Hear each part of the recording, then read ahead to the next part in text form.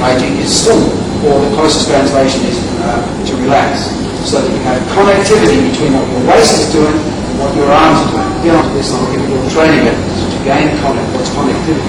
Most people, for instance, when they push something, will push it, tell them to push it, and they go, see, I've lost my center straight away. Here's my center here, but I've lost my wrist over here. That's not connectivity. There's a tremendous amount of muscle around here, around the waist.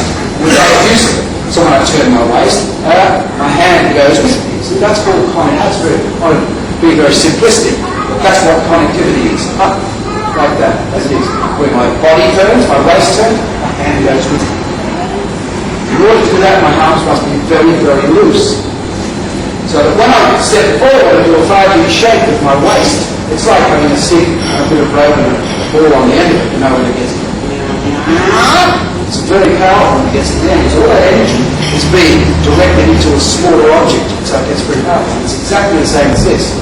The waist is only moving that much, but when it gets out to here, there's a hell of a lot of power. We'll know that if I move my waist an inch, my hand will move 6 inches.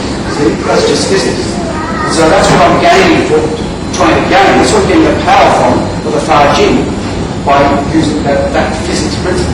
So when I'm going to hit this thing now, like this, I'm not going to go like that, waist it loose, see? All I'm going to do is raise my hand and just place my fist very gently on the end of it, and then it'll just open. So now, we're getting, see, no energy wasted, I'm totally relaxed, from here. And all I did was simply place my hand. The body, see, did the rest. And what happens here is, the fast,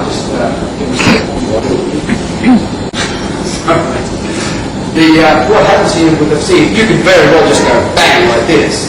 Fine, that would annoy you, you probably wouldn't know what happened. You wouldn't do the greatest amount of damage, of course, in self-defense, because you might be a smaller person. So we get here, this is why a little shake is happening here, it's because we get here, and that's where you're aiming your wrist for, the chin. You don't hit him in the chin with your wrist, of course, you don't want to do that, you want to be here, either on the mind point here, or stomach 5, just around about there. Turn around a bit, yeah? Is that okay? Yeah. Okay, just around about there. So that's what we're aiming for, maybe the mind point. The mind point is a point just here. It's not on any particular medium, which when struck in at an angle like this, causes the signals from the central nervous system not to get to the brain, so the person falls down. So that's what we're aiming for. So when we get to here, that's the turning of the waist, but this happens quite in an instant, of course, as you saw. When I get to here, the waist is turned to the left. I then violently shake the waist back to the right, and look what happens though. See, because the wrist is relaxed. So it's a whipping, that's just fits here.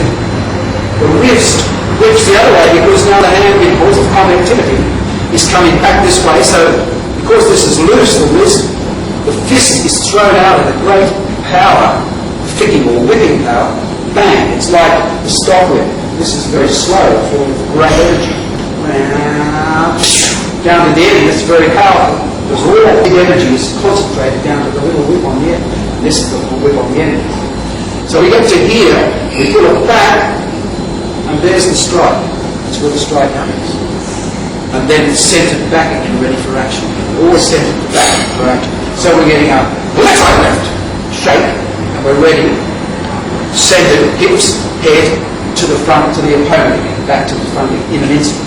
So that's why you have 3 strikes, 3 shakes. So when you're training with your partner, remember we got up to here, we did bang, bang, bang, those ones. Then you step forward and you'll pump.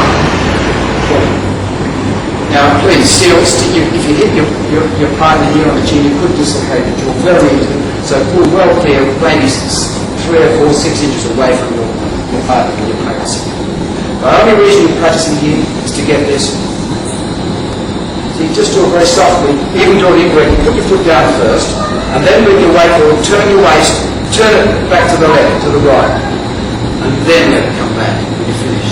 And then you get the 3 together. But just let's get the 2 first. 1, 2. And if your wrist isn't loose, you'll get this happening. See, nothing happens. See, the the loose is wrist. The wrist is loose. It's like waving by right or something. I mean, using your body to wave your hands. One. And then back to the start again. In fact, you can hear it. Did you all hear that? That's the sound of one hand clapping. That's the fingers going like that, and then the loose again. So that indicates they are closed upon impact, but they're open straight away. That's the most difficult thing for people to get, is this. Bang, most people usually close their hand and bring them closed.